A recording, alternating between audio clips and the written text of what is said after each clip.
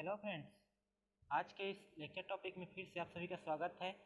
आज हम जो लेक्चर देने वाले हैं या जो पढ़ने वाले हैं वो एक विशेष टॉपिक इम्यूनोलॉजी का जो मेन टॉपिक होता है वैक्सीनेशन, उसके बारे में हम देखने वाले हैं। तो आज का जो हमारा टॉपिक है वो है वैक्सीन या वैक्सीनेशन। तो वैक्सीन क्या होता है? वैक्सीन एक प्रकार का ऐसा फॉरेन सब्सटेंस होता है जिसमें जो माइक्रो ऑर्गेनिज्म या तो वायरस हो या तो बैक्टीरिया हो या तो किसी प्रकार का कोई माइक्रो ऑर्गेनिज्म होता है, उसको हम लोग बाहरी रूप से जो हमारे बॉडी में डाला जाता है ताकि वह हमारे एंटीबॉडी को इंड्यूस कर सके, तो उसको हम लोग वैक्सीन बोलते हैं। वैक्सीन जो होता है उसमें जो माइक्रो ऑर्गेनिज्म या जो वायरस पाए जाते हैं वो किल्ड कंडीशन में पाए जाते हैं या तो इनएक्टिव कंडीशन में पाए जाते हैं, ताकि वह केवल हमारे बॉडी में जाकर एक प्रकार से मैसेंजर का कार्य करें, साथ ही साथ जो एंटीबॉडी रहती है उनको उनके प्रति एंटीबॉडी प्रोवाइड करने में हेल्प करें। तो यही एक वैक्सीन होता है। और वैक्सीन को हमारे बॉडी में डिस्ट्रीब्यूट करने की जो प्रोसेस होती है उसको हम लोग वैक्सीनेशन कहते हैं। तो vaccination is a process of distribution of the vaccine in the body, whole body. तो आइए हम वैक्सीन के बारे में जानते हैं। तो जो वैक्सीन होता है इसमें हम लोग डिफरेंट टाइप की स्टडी करेंगे, जो जिसमें आएगा इंट्रोडक्शन। तो इंट्रोडक्शन में हम देखेंगे कि वैक्सीनेशन होता क्या है, जो वैक्सीन होता है वो किस प्रकार से बनाए जाते हैं। साथ ही साथ जो डेफिनेशन होता है उसको हम लोग देखेंगे। जो हिस्ट्री, मतलब कौन कौन से साइंटिस्ट ने वैक्सीन पे अपनी अपनी अकॉर्डिंग जो थॉट दिया उसके बारे में देखेंगे। फिर उसके बाद हम जो डिफरेंट टाइप के वैक्सीनेशन या इम्यूनाइजेशन के बारे में देखेंगे, जो हमारे बॉडी में जो इम्यून सिस्टम होते हैं वह किस प्रकार से कार्य करते हैं। साथ ही साथ जो पैसिव टाइप से होते हैं वह एनर्जी लेस होते हैं, साथ ही साथ जो एक्टिव टाइप से होते हैं वो एनर्जी लेस होते हैं। उसके बाद प्रिंसिपल क्या है इसके बारे में देखेंगे। साथ ही साथ उसके टाइप्स ऑफ वैक्सीनेशन देखेंगे कि कितने टाइप से हो सकते हैं। उसके एप्लीकेशन, मतलब उसके क्या क्या एप्लीकेशन हो सकते हैं हमारे लाइफ स्पेन में। साथ ही साथ उसके कंक्लूजन और रेफरेंस के बारे में हम लोग जानेंगे। तो आइए हम स्टार्ट करते हैं सबसे पहले वैक्सीनेशन के थोड़ा बहुत इंट्रोडक्शन के बारे में। तो जो वैक्सीन होता है एक प्रकार का बायोलॉजिकल प्रिपरेशन होता है, अर्थात बायोलॉजिकल प्रिपरेशन कहने का अर्थात हम उसको बाहरी रूप से आर्टिफिशियली या नेचुरली क्या होते हैं उसको प्रिपेयर करते हैं।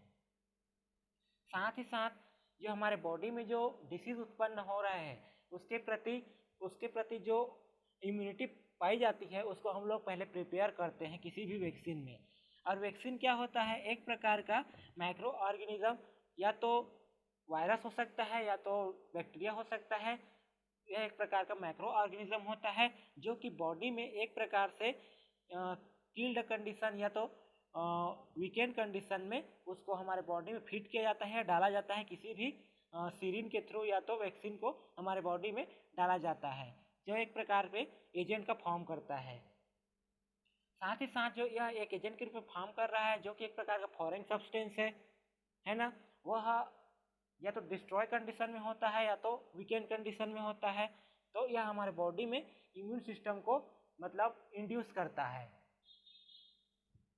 तो जिसके कारण जो हमारे बॉडी जो होता है, जो हमारे बॉडी में जो एंटीबॉडीज पाए जाते हैं या जो इम्यूनाइजेशन की प्रोसेस होती है उसके प्रति क्या होता है, एंटीबॉडी किसी भी जो फॉरेन सब्सटेंस आता है उसके प्रति वह कुछ रिस्पॉन्स देने लगते हैं, जिसके कारण वह उस वायरस को या उस बैक्टीरिया को या उस माइक्रो ऑर्गेनिज्म जो एंटीजन के फॉर्म में आया है उसको वह रिकॉग्नाइज कर लेते हैं। उसके बाद उसके प्रति वह रिस्पॉन्स देते हैं और इस प्रकार जो वैक्सीन होता है उसको हमारे बॉडी में डाल करके हमारे बॉडी के जो एंटीबॉडी रहते हैं उनको उजागर किया जाता है या इंड्यूस किया जाता है। यही वैक्सीनेशन का मेन उद्देश्य या मेन थॉट होता है।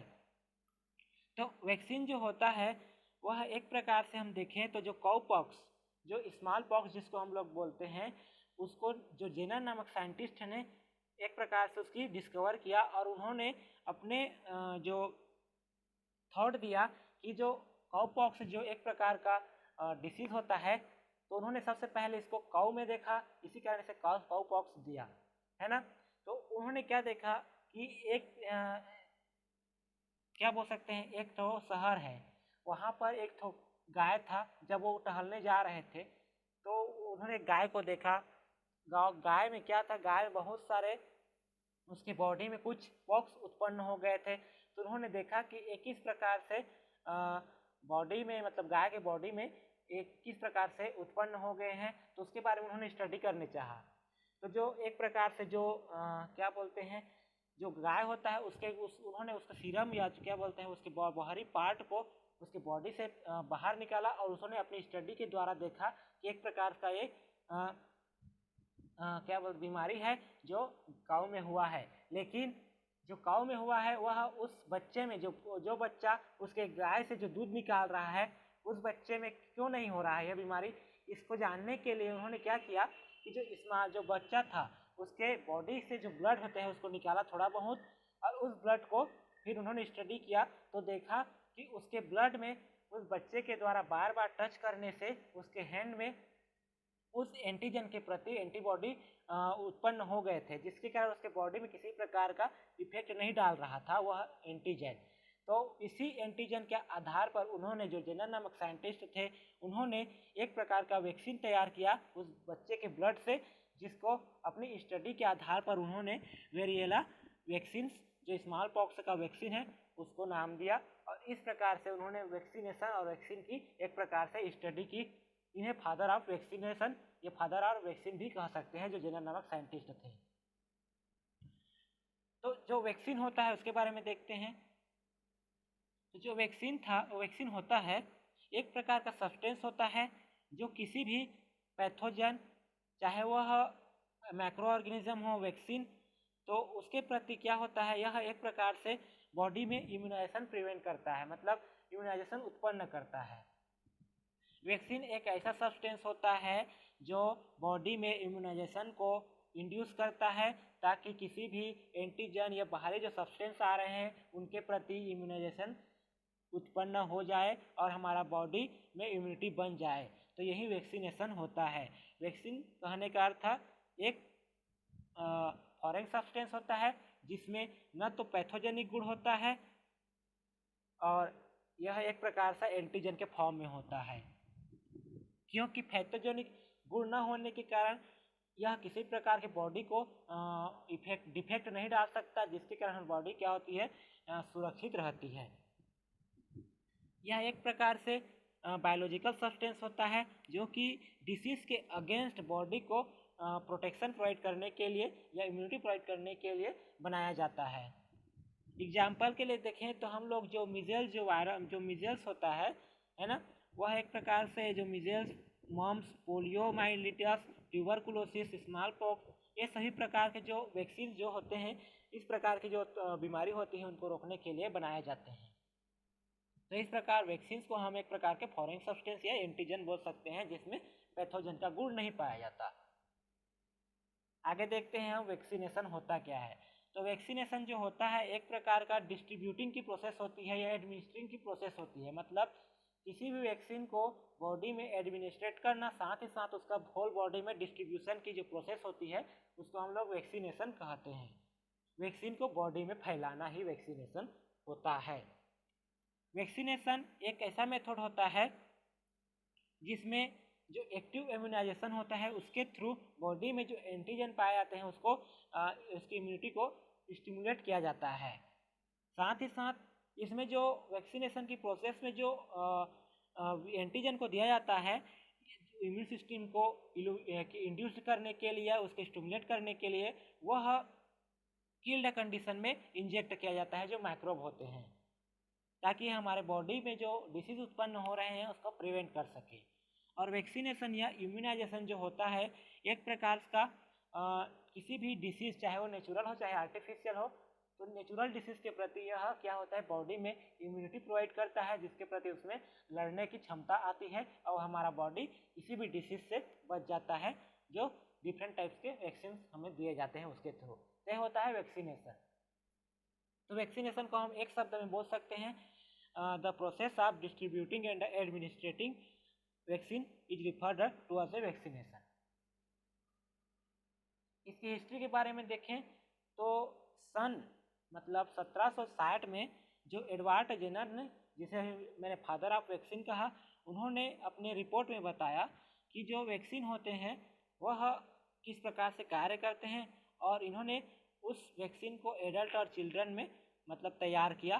साथ ही साथ जो सेकेंड जो जनरेशन के जो वैक्सीन होते हैं, है ना, उसको सर लुइस पास्चर ने अपनी पास्चुराइजेशन की प्रोसेस के द्वारा जो चिकन, कोलेरा और एंथ्रेक्स थे जो उनके प्रति उन्होंने वैक्सीन को जो सेकेंड जनरेशन का वैक्सीन है उसको मतलब बनाया। और इस प्रकार जो एडवर्ड जेनर और जो लुइस पास्चर थे, इन्होंने वैक्सीनेशन पे अपना वर्क किया, साथ ही साथ स्टडी की और वैक्सीन के बारे में बताया। यदि हम वैक्सीन की बात करें तो वैक्सीन को क्लासीफाई करने के लिए दो टाइप्स दिए गए हैं, उसके दो मेनली क्लासीफाई किया गया है। एक जो whole agent vaccine, whole agent कहने का वैक्सीन जिसमें बॉडी के जो ऑर्गेनिज्म, जो माइक्रो ऑर्गेनिज्म जो बॉडी में हमारे पाए जाते हैं, चाहे वह क्या बोलते हैं बैक्टीरिया हो या वायरस हो, वह क्या होते हैं होल एजेंट होते हैं, पूरे बॉडी में प्रोड्यूस किए जाते हैं। साथ ही साथ कुछ सब यूनिट वैक्सीन होते हैं जो कि बैक्टीरिया या वायरस के जो किसी एक पार्ट, चाहे वह उसका डीएनए हो, चाहे उसका सेल हो, एक सेल के कुछ पार्ट हो, तो उससे जो वैक्सीन तैयार किया जाता है उसको हम लोग सब यूनिट वैक्सीन कहते हैं। और वो यदि पूरे होल एजेंट या होल बॉडी से वैक्सीन तैयार किया जाता है तो उसके हम लोग होल बॉडी या होल एजेंट वैक्सीन कहते हैं। तो यदि होल एजेंट वैक्सीन की बात की जाए तो इसमें नॉन वायरुलेंट माइक्रो ऑर्गेनिज्म आते हैं, है ना। और यदि सब यूनिट की बात की जाए तो पार्ट या किसी प्रकार के ऑर्गेनिज्म का कोई पार्ट या प्रोडक्ट आता है जिसको हम लोग वैक्सीन तैयार करने में मतलब लेते हैं। तो नॉन वायरुलेंट कहने का अर्थ था जिसमें वायरुलेंट या जो पैथोजन का कैरेक्टर न होना, लेकिन वह एंटीजन की तरह बिहेवियर करना, ताकि हमारे बॉडी में एंटीजन के फॉर्म में वह बॉडी में इंटर करे और हमारे जो एंटीबॉडी पाए जाते हैं उसको फाइट के आगे मतलब उसके फाइटिंग करने के लिए इंड्यूस करे, उसको उत्प्रेरित करे, ताकि हमारे बॉडी में जल्दी से एंटीबॉडी बन जाए और उस एंटीजन के प्रति हमारे बॉडी में इम्यूनिटी प्रोवाइड हो जाए। तो यही उसका मेन उद्देश्य होता है। तो यदि हम होल बॉडी एजेंट को हम यदि देखें तो यह इनएक्टिवेटेड कंडीशन अर्थात किल्ड कंडीशन में पाए जाते हैं, साथ ही साथ एटेन्यूटेड कंडीशन में पाए जाते हैं अर्थात वीकेंड कंडीशन में भी बनाए जाते हैं जो वैक्सीन होते हैं। यदि इनएक्टिवेटेड कंडीशन में पाए जाते हैं तो एक प्रकार के यह क्या होता है रिस्की कंडीशन होता है। जरूरी नहीं कि जो एंटीबॉडी बनाए या एंटीजन बनाए जा रहे हैं जब वह हमारे बॉडी में डाले जाते हैं तो उस समय वह इनएक्टिव कंडीशन में होते हैं, लेकिन कुछ रिस्क उठाना पड़ता है कि यह बाद में बॉडी में जाकर कहीं एक्टिव ना हो जाए। यदि वह बॉडी में जाकर एक्टिव हो गए तो हमारे बॉडी जो रहेगा, जो मनुष्य का बॉडी रहेगा, ये जो एनिमल का बॉडी रहेगा, उसको वह डिसीज भी प्रोवाइड कर सकता है, साथ ही साथ उससे डेथ भी हो सकता है। तो जो होल बॉडी एजेंट का जो इनएक्टिवेटेड जो कंडीशन होता है जो है ना, वह बहुत ही रेयर केसेस या तो वेरी रिस्की प्रोसेस होती है, जिसमें जो वैक्सीन बनाया गया है उसको हम लोग रेबीज वैक्सीन कहते हैं जो इनएक्टिव कंडीशन में होता है।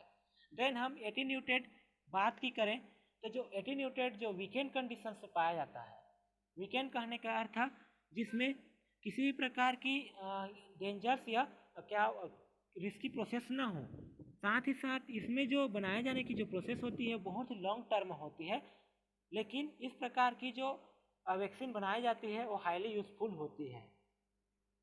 साथ ही साथ इसमें बूस्टिंग की प्रोसेस होती है। बूस्टिंग प्रोसेस कहने का अर्थ ये है कि जो वीक टाइप से जो वैक्सीन होते हैं, जो वीक टाइप से एंटीजन होते हैं, उनको बॉडी में जब प्रोवाइड करता है तो बॉडी में उसकी वीकेंड को थोड़ी बढ़ाने के लिए उसे कुछ बूस्टिंग की प्रोसेस होती है जिसको हम लोग बूस्टर कहते हैं। तो यहाँ पर बहुत ही कम मात्रा में या न के बराबर बूस्टिंग की प्रोसेस होती है, तो इसको हम लोग देखते हैं। उसके बाद दूसरी जो वैक्सीन होती है, जो दूसरी टाइप से जो वैक्सीन बनाई जाती है, सब यूनिट वैक्सीन के बारे में देखते हैं। तो सब यूनिट जो वैक्सीन होता है, सब यूनिट वैक्सीन की बात करें तो यह किसी भी माइक्रो ऑर्गेनिज्म के पार्ट या उसके प्रोडक्ट से मिलकर बनाया होता है। तो इसमें हम लोग क्या कहते हैं, जो किसी पार्ट या किसी भी एक स्मॉल पार्ट को लेकर, किसी भी बॉडी के स्मॉल पार्ट को लेकर यदि वैक्सीन तैयार किया जाता है, चाहे सेल का डीएनए हो, उसका आरएनए हो या किसी भी एक ऑर्गेनिज्म हो, तो उसको लेकर हम लोग ऑर्गन के थ्रू यदि वैक्सीन तैयार करते हैं तो उस प्रकार को हम लोग सब यूनिट वैक्सीन कहते हैं। तो इसमें क्या होगा, सब यूनिट वैक्सीन जो होता है उसमें एक प्रकार से एडजुवेंट की आवश्यकता होती है, जो कि किसी भी वैक्सीन के जो सब यूनिट वैक्सीन है उसकी जो दक्षता होती है, उसकी जो मतलब पावर होती है, उसको वह मतलब इंक्रीज कर सके। इसी कारण एडजुवेंट को हम लोग लेते हैं। एडजुवेंट क्या होता है, एक प्रकार का पैथोजन का पार्ट होता है, लेकिन वह पैथोजन कैरेक्टर नहीं दर्शाता। यह एक नॉन पैथोजेनिक बैक्टीरिया या नॉन पैथोजेनिक ऑर्गेनिज्म होता है, जो कि सब यूनिट वैक्सीन के थ्रू बनाया जाता है और उसको इंक्रीज करने के लिए बॉडी के जो इम्यूनिटी रहती है उसको बढ़ाने के लिए यह बनाया जाता है। साथ ही साथ इस प्रकार का जो वैक्सीन होता है वह हेपेटाइटिस बी वैक्सीन को तैयार किया गया है सब यूनिट वैक्सीन के थ्रू। अब जो नए नए जनरेशन में जो हेपेटाइटिस ए आ गया, ये डिफरेंट टाइप के जो न्यू जनरेशन जो सेकेंड जनरेशन का वैक्सीन बनाया गया वो सब यूनिट वैक्सीन के थ्रू बनाया गया। आगे देखते हैं हम लोग इम्यूनाइजेशन की प्रोसेस। इम्यूनाइजेशन कहने का अर्थ बॉडी में इम्यूनिटी को प्रोवाइड करना या बॉडी में एंटीबॉडी को जागरूक करना। तो जो पैसिव इम्यूनाइजेशन की जो प्रोसेस होती है यह मतलब एनर्जी लेस होती है। एनर्जी लेस कहने का अर्थ यह टेम्पररी, एक प्रकार से टेम्पररी इम्यूनाइजेशन होती है, जिसमें बॉडी में जो इम्यूनाइजेशन की जो प्रोसेस होती है उसको बहुत ही कम समय के लिए टेम्पररी फॉर्म में उत्पन्न किया जाता है। जब हमारे बॉडी में जो एंटीजन फाइट करते हैं तो जो एंटीबॉडी रहते हैं उसके द्वारा हमारे एंटीजन को पहचानने तथा एंटीजन के प्रति रिस्पॉन्स प्रोवाइड करने के लिए जो पैसिव टाइप से जो टेम्पररी फॉर्म में जो एंटीबॉडी उत्पन्न होते हैं उसको हम लोग पैसिव इम्यूनिटी या पैसिव इम्यूनाइजेशन कहते हैं। पैसिव इम्यूनाइजेशन में हम लोग नेचुरली और आर्टिफिशियली दोनों को लेते हैं।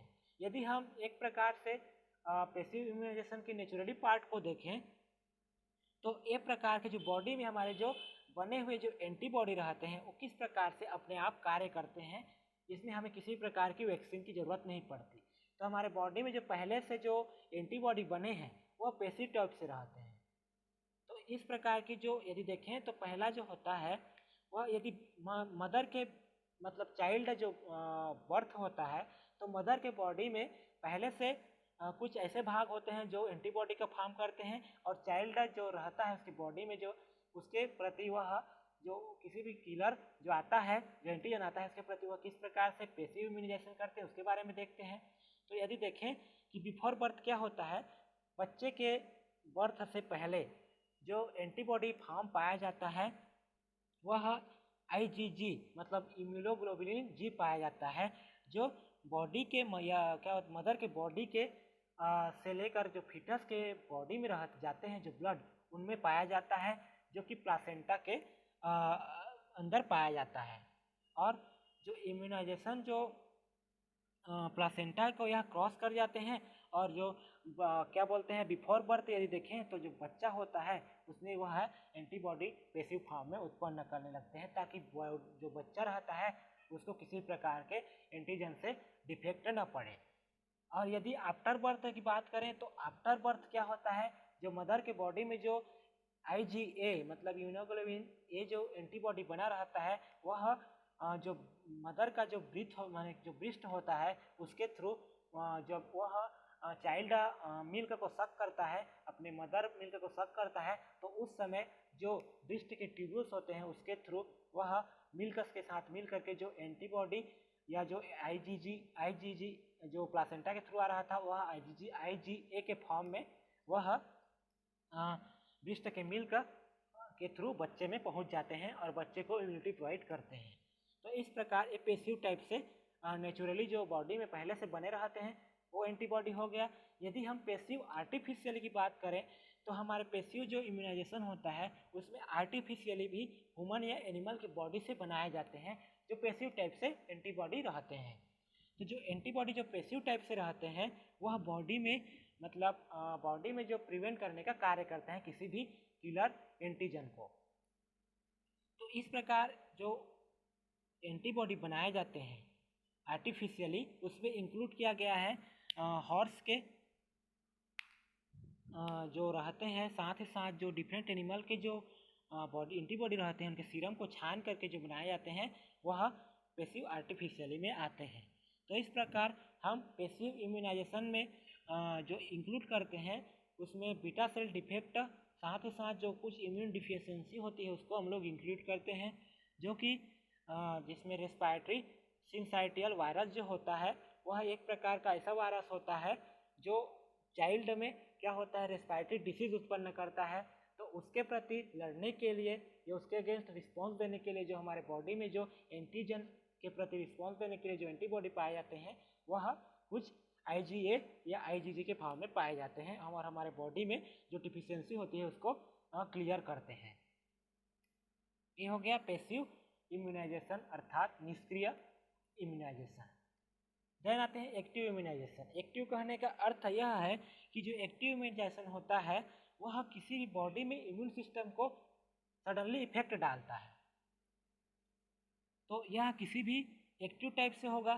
तो इसमें क्या होगा, जो एंटीबॉडी होगा वह किसी भी एंटीजन के अगेंस्ट क्या होगा, रिस्पॉन्स प्रोवाइड करेगा, साथ ही साथ रेजिस्टेंस प्रोवाइड करेगा। तो इसका यह मकसद होता है कि जो बॉडी में जो इम्यूनोलॉजिकल जो मेमोरी होता है उसको मतलब इम्यूनाइजेशन के लिए एक्टिव करना। तो जो एक्टिव इम्यूनाइजेशन होता है वह एक वेरी इम्पॉर्टेंट रोल प्ले करता है हमारे बॉडी में। साथ ही साथ इसमें जो टी सेल, बी सेल, जो लिम्फोसाइट आते हैं वो सब इसमें वर्क करते हैं। जहाँ पर जो इम्यूनाइजेशन में हम लोग टी सेल और बी सेल के बारे में पढ़ते हैं वह यहाँ पर वर्क करते हैं और अपनी प्रोसीजर के द्वारा वह एंटीजन को पहचान करके एंटीबॉडी को क्या रिस्पॉन्स देते हैं। देन उसके बाद वह एंटीबॉडी अपने फॉर्म को मतलब क्या बढ़ाने का कार्य करता है और एंटीबॉडी जब वह उसका अधिक फॉर्म बन जाता है तो फिर वह उसके ऊपर एंटीजन के ऊपर अटैक करता है और एंटीजन को किल कर देता है। यही एक्टिव इम्यूनाइजेशन की प्रोसेस होती है। यदि हम एक्टिव इम्यूनाइजेशन के नेचुरल टाइप से देखें तो जो एंटीबॉडी हमारे बॉडी में पहले ही पाए जा रहे हैं तो वह मतलब अपनी इम्यूनिटी को प्रोड्यूस करते हैं और एक्टिव इम्यूनाइजेशन की प्रोसेस करते हैं। और यह मतलब दोनों प्रकार से क्लिनिकल और सब क्लिनिकल इन्फेक्शन के द्वारा भी पहचाना जा सकता है। जब हमारे बॉडी में कुछ इन्फेक्शन होते हैं तो उसके लिए हम लोग कुछ वैक्सीन भी नहीं लेते और अपने आप हम ठीक हो जाते हैं। तो वहीं इस एक्टिव नेचुरल इम्यूनाइजेशन के प्रोसेस या उसकी प्रोसेस होती है। यदि हम आर्टिफिशियल की बात करें तो इस प्रकार का जो इम्यूनाइजेशन होता है वह किसी भी वैक्सीन के थ्रू हमारे बॉडी में मतलब इंटर किए जाते हैं या उसमें इंटर कर दिए जाते हैं, जिसके प्रति जो वैक्सीन होता है वह किसी भी फॉरेन सब्सटेंस के प्रति रिस्पॉन्स प्रोवाइड करता है और एक प्रकार से एक्टिव इम्यूनाइजेशन की प्रोसेस करता है, जो कि हमारे आर्टिफिशियली किसी भी लैब्स में तैयार किए जाते हैं। तो ये हो गया एक्टिव इम्यूनाइजेशन। देन हम लोग यदि हम प्रिंसिपल की बात करें तो वैक्सीनेशन जो एक प्रकार का प्रोटेक्टिव इम्यूनिटी के रूप में कार्य कर रहा है, तो उसकी अगर प्रिंसिपल की बात करें तो इस डायग्राम में कुछ इस ग्राफ बताए गए हैं जिसके थ्रू हम इसको जान सकते हैं। तो जो पहला ग्राफ, जो पहला रिस्पॉन्स, जो प्राइमरी रिस्पॉन्स किसी भी बॉडी में वैक्सीन जब डाला जाता है तो वह प्राइमरी रिस्पॉन्स प्रोवाइड करता है।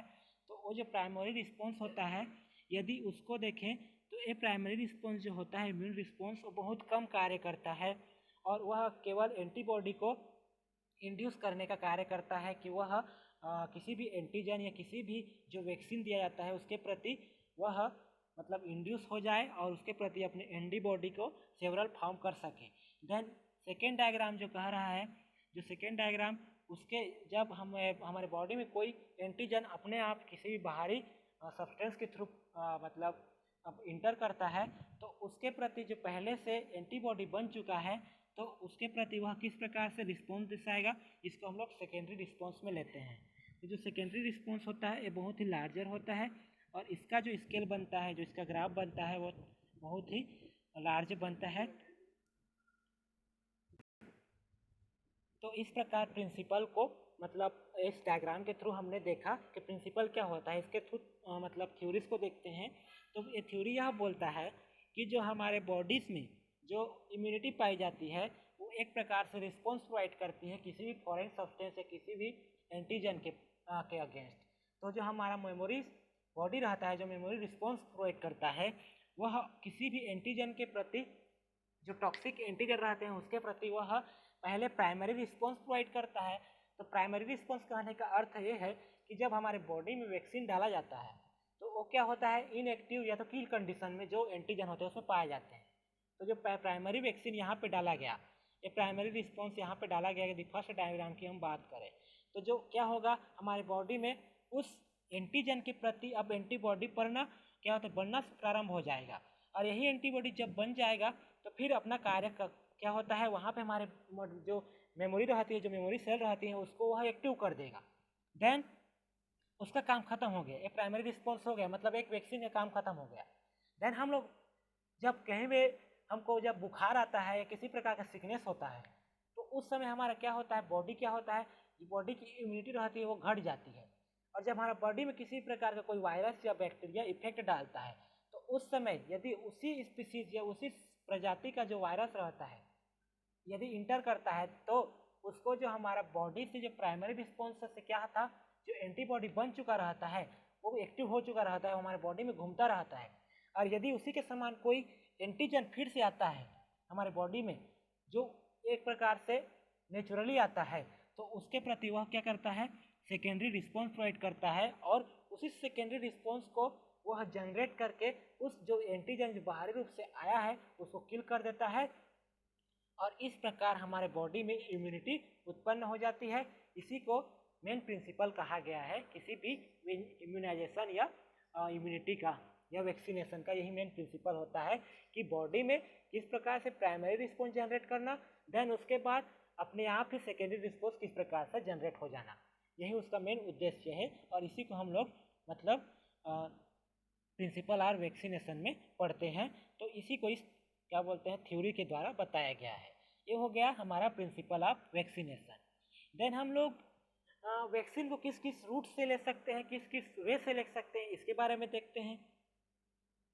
तो हमारे बॉडी का जो स्किन रहता है उसके थ्रू हम लोग इंजेक्शन के थ्रू ले सकते हैं। तो वह एक प्रकार से इंट्रामस्कुलर रूट हो गया या जो सबक्यूटेनस रूट हो गया, तो वह वैक्सीन को लिया जाता है वहाँ से। देन उसके बाद हम लोग किसी भी टेबलेट के द्वारा या किसी भी वैक्सीन को, जो पोलियो वैक्सीन होता है उसको ओरल के थ्रू लेते हैं। तो इसमें जो BCG जो वैक्सीन होता है उसको हम लोग लेते हैं। देन हम लोग इंट्राडर्मल रूट कहना का अर्थ था जो हमारे डर्मल की जो अंदर साइड रहता है, जो बॉडी का जो डर्मिस लेयर रहता है उसके थ्रू हम लोग देख सकते हैं। तो इसमें जो वैक्सीन जाता है वो भी BCG वैक्सीन आते हैं। देन हमारा सेक्रिफिकेशन जो होता है, मतलब हमारे बॉडी के जो सेक्रीफाई करके उसको मतलब पूरा काट करके जो वैक्सीन दिया जाता है ना, तो उसको हम लोग पॉक्स वैक्सीन जो देखते हैं मेनली उसको दिया जाता है। देन इंट्रानेजल रूट, जो हमारे नेजल रूट है ना, जो नेजल रूट के द्वारा जो वैक्सीन दिया जाता है उसको हम लोग क्या बोलते हैं, जो इंट्रानेजल रूट के थ्रू जो वैक्सीन की प्रोसेस होती है उसको हम लोग इंट्रानेजल रूट्स वैक्सीनेशन कहते हैं। तो यह डिफरेंट टाइप के जो रूट होते हैं जिसके थ्रू हम लोग वैक्सीन को एडमिनिस्ट्रेट करते हैं, उसके वैक्सीन को हम लोग बॉडी के अंदर लेते हैं, तो उसके रूट्स होते हैं। और इसका स्कीम क्या हो सकता है, तो जो प्राइमरी वैक्सीनेशन होता है उसको हम लोग एक डोज ही लेते हैं, जिसमें हम लोग बहुत सारे पोलियोस वायरस हो गया, इसको BCG हो गया, मीजल्स के प्रति जो वैक्सीन लेते हैं है ना, जो वैक्सीन होते हैं। यदि प्राइमरी वैक्सीनेशन की बात की जाए तो जो एक डोज जो केवल एक बार लिया जाता है एक ही डोज में, तो अपना इफेक्ट डालते हैं। लेकिन जो मल्टीपल डोज लिए जाते हैं वह यदि एक दो बूंद से अधिक बूंद लिए जाते हैं तो उसमें आता है पोलियो जो वैक्सीन होता है, DPT जो वैक्सीन होता है, हेपेटाइटिस B, ये सभी इसके अंतर्गत आते हैं।